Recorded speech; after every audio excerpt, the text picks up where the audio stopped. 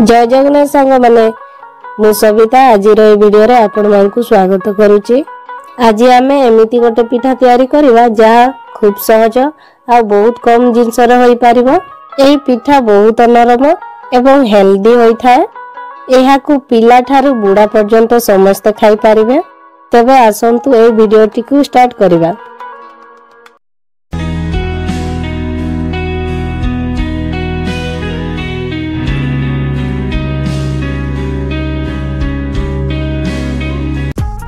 एही पिठा तैयारी करबा पई केवल दुईटी जिंस दरकार। सेटा हला फाळे अमृतभंडा एवं अरुआ चाउल। आपण चाहिले अमृतभंडा जगह रे बिरी को भी यूज करि परिबे। प्रथमे अरुआ चाउल को धोई की गरम पानी रे 2-3 मिनिट जाय बतुरई देबे। आपण जदि या को नॉर्मल पानी रे बतुरईबे ताहले 3-4 घंटा पर्यंत छाड़िबे। गोटे चाउल को हाथ रे धरी नख सहायता रे दाबिले एटा 2 खंड होई जिवो। ताहले आपण जानबे एटा परफेक्ट हेछि बोली। तापरे एही अरुआ चाउल को पानी रु छाणी गोटे मिक्सचर ग्राइंडर सहायता रे गुंड करबा। फाळे अमृतभंडा को छोट छोट काटी की या सांगर मिक्स करि देबे। आपण चाहिले नडिया को भी करी एही चाउल सांगरे ग्राइंडिंग करि परिबे।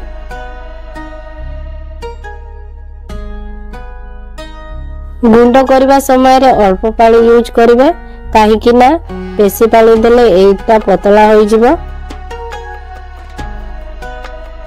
एटा को बेसी पतला किबा बेसी मोटा करिवेनी जहा द्वारा पिठाटा हमर भलो सेट हेबो। चाउल को गुंड करी सारबा परे एहा को घंटे पाए ढांकुड़ी घोड़े बाहर छाडी देबा।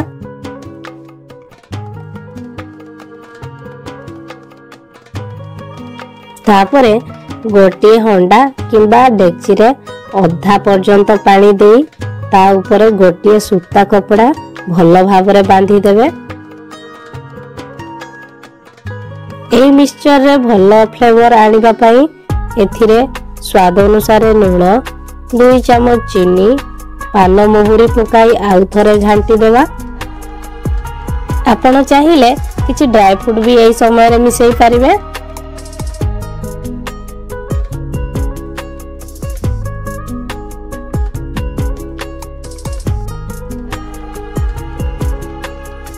एही मिक्सचर को भलो भाबरे घांटी सारबा परे आमे रेडी करिथिबा कपड़ा ऊपर धीरे धीरे करी ढालिबा। गोटिए डंकी किबा चामच सहायता रे सब साइड रु एटा को समान करि देबे। आपण चाहिले या ऊपर टिके काजू किशमिश भी दे परिबे। तापरे एही मिक्सचर ऊपर ढांकुड़ी घोड़ाई गैस को मीडियम फ्लेम रे रखिबे एवं सिजिबा पई 30 रु 40 मिनिट छाडी देबे।